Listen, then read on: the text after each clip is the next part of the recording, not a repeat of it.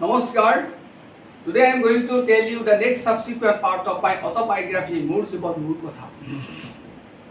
And in this part, I am going to say the mechanism of construction of another fishing gears, that is the khoka. In Assamese it is called khoka. So khoka, এই মাছ মৰা সঁজুলিটো দুই প্ৰকাৰৰ, সৰু আৰু বৰ খোকা।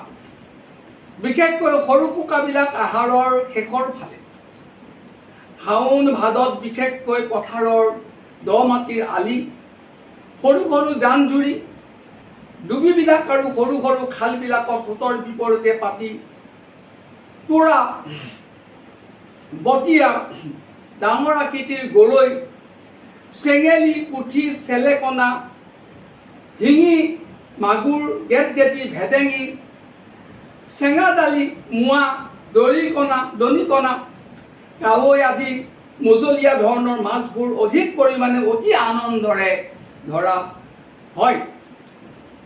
বৰ খোকাবিলাক অত্যাধিক সোঁত থকা জান বা জুৰিৰ পানীত মাছৰ উজান উঠিতে, বিশেষকৈ চ'ত পহিলা বহাগ মাহত ডাঙৰ লোৰ কৰি পাতি মাছ ধৰা হয়। সৰু খোকাৰে দিনটোৰ 24 ঘণ্টাত ৩-৪ বাৰকৈ মাছ ধৰা হয়। গোটেই ৰাতি পাতি থ'লে হঠাতে দবাপিটা বৰষুণ হ'লে পিছদিনা পুৱা খোকাটো দাঙিলে প্ৰায় ১-২ কিলো পৰ্যন্ত এনে ধৰণৰ মাছ পোৱা যায়। খোকাত সৰহকৈ মাছ পালে মাছবিলাক সাধাৰণতে জীয়া অৱস্থাত পোৱা নাযায়, কাৰণ খোকাটোৰ ভিতৰত মাছৰ ওপৰত মাছ পৰি ক্ৰমান্বয়ে হেঁচা খাই খাই মাছবোৰ মৰি যায়। বিশেষকৈ গৰৈ, চেঙেলী, শিঙি, মাগুৰ, গেটগেটি, ভেদেঙি, চেঙাজালি ধৰণৰ মাছবোৰ ডুবি আৰু ঘৰৰ ওচৰৰ খালবিলাকত পোৱা যায়। আৰু তোৰা, বটিয়া, পুঠি, চেলেকণা, মোৱা, দৰিকণা আদিবোৰ জান-জুৰি আৰু ৰূপিত মাটিবিলাকত পোৱা যায়। আমাৰ ঘৰৰ বৌতি মাহিতীহঁতে এনেধৰণে মাৰি অনা ডাঙৰ ডাঙৰ গৰৈ, মাগুৰ, পকা, তোৰা, গেটগেটি, ভেদেঙি, চেঙাজালি আদি ভালকৈ ধুই মেলি দুইফালে ৰেপি ৰেপি মাছটোৰ ৰেপা ঠাইবিলাকত ডাঙৰ ডাঙৰ নিমখৰ কণাবিলাক ভালকৈ সুমুৱাই জাতি বাঁহৰ শলাত বিন্ধি বিন্ধি ভাতৰ চৌকাত পকা অঙঠাৰ ৬-৮ ইঞ্চিৰ ওপৰত ৰাখি ৰাখি ভালকৈ শুকান আৰু মৰমৰীয়া কৰি যেতিয়া ৰাতি ভাতৰ মজিয়াত দেউতাকে আদি কৰি ঘৰৰ সকলো ভাই ককায়েকে একেলগে খাবলৈ দিয়ে, মহা আনন্দেৰে সকলোৱে মিলি খাই যি আনন্দ পাওঁ, তাক আজি তাক ভাষাৰে কিদৰে বৰ্ণনা কৰিম। এনেধৰণে ঘৰৰ সকলোকে মাছ মাৰি খুৱাই আমাৰভাৱে মনত আনন্দ আৰু আই বোপাইহঁতক এই মাছ খুৱাই আমি মনত তৃপ্তি আৰু সন্তোষ দিয়াত নিজে গৌৰৱান্বিত হৈছিলোঁ। তাৰোপৰি আইসকলে বিভিন্ন গাঁৱলীয়া পদ্ধতিৰে বিভিন্ন মাছৰ ব্যঞ্জন বনাই ভাতৰ পাতত দিছিল। এই সৰু আৰু বৰ খোকা বনোৱা পদ্ধতিটো প্ৰায় গাল ফলা বনোৱা পদ্ধতিৰ দৰে, মাত্ৰ খোকাটোৰ মুখৰ ফালে গালখন নফলাকৈ ৰখা হয় আৰু খোকাটোৰ মাজৰ অংশৰ পৰা মুখলৈ গাল ফলাৰ আকৃতিৰ পাৰ্থক্য অনুসাৰে যথেষ্ট বৃত্তাকাৰভাৱে বহল, ডাঙৰ আৰু দীঘল। আহাৰৰ শেষৰ ফালে কঁঠালবিলাক সম্পূৰ্ণ ডাঙৰ হৈ পকিবলৈ আৰম্ভ কৰে। আমাৰ ঘৰৰ সকলোৱে লগ লাগি প্ৰায় ২০০-৩০ জোপা কঁঠাল গছ কৰিছিলোঁ। তথাপি বন্ধুসকলৰ লগত আনৰ বাৰীৰ পৰা কঁঠাল চুৰ কৰি খোৱাটো আমাৰ সাৱৰতী চখ আছিল।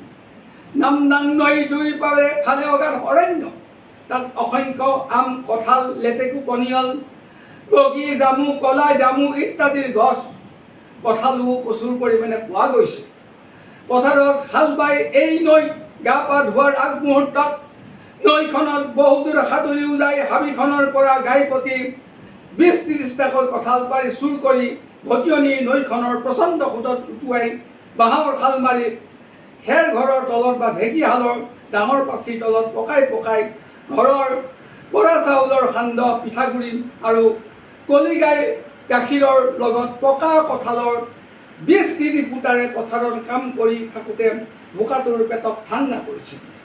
তাৰোপৰি মচুৰ দাইলৰ লগত সৰু আকৃতিৰ কঁঠালগুটি কেইটামান খাৱৰীয়াৰ সংখ্যা অনুসাৰে তাৰ লগত কেইফুলামান পুৰণা কুজি থেকেৰাৰে জীয়া মাছৰ আঞ্জাখন আমাৰ অতি প্ৰিয় খাদ্য আছিল।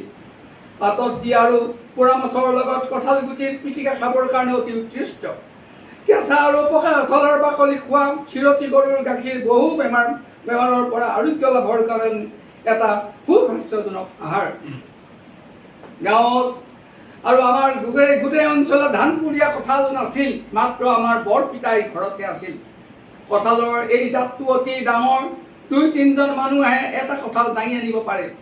ইয়াৰ ফুটাবিলাক অতিশয় দীঘল, ডাঙৰ আৰু খাবৰ কাৰণে কোমল আৰু অতি ভাল লগা, অলপ অলপ টেঙা মিঠা।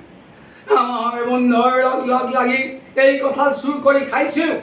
আৰু এবাৰ স্কুলীয়া জীৱনত বৰপিতাই কাণ পাকুৰাতে আৰু কান্তা চৰ মাৰোতে চকুৱে সৰিয়হ ফুল দেখিছিলোঁ।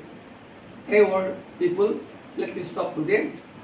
I think you can be able to know about the different types of jackfruits and also the coca, the mechanism of construction of coca, and this type of history, how we got the different types of hisses, different types of minor crafts actually. And my stepmother prepared very skillfully different items curry and also burnt into ashes. It is very so tasty, but still always remain evergreen in my mind also. Hey world people, I am telling just my autobiography, actually how I passed my student life through works. It's because I was a cultivator, a son. So hey world people, if anything wrong, excuse me for that. Thank you very much.